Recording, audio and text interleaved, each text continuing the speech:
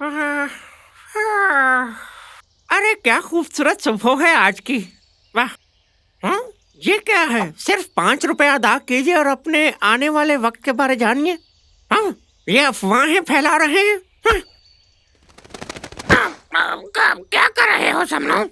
अरे अभी एपिसोड शुरू हुई और तुम आ गए हो। डायरेक्टर से कहकर तुम्हें निकलवाना पड़ेगा। अरे इतने गुस्से में क्यों हो? आखिर हो क्या गया है? तुम्हें हमेशा आग ही उगलते रहते हो। जाओ अपना काम करो। चलो तुम्हारे साथ जंगल के गॉसिप्स करता हूँ, तुम्हारा मूड अच्छा हो जाएगा। क्या मतलब तुम्हारा? अभी हवा में उड़ते हुए मैंने शेर खान को देखा। वो मुसलसल अपने बाल को कंघा कर रहा था। वो हमेशा अपने आप को बहुत टिप टॉप रखता है। इसमें मुझे कोई दिलचस्पी नहीं। मुझे फार्म की कोई खबर दो।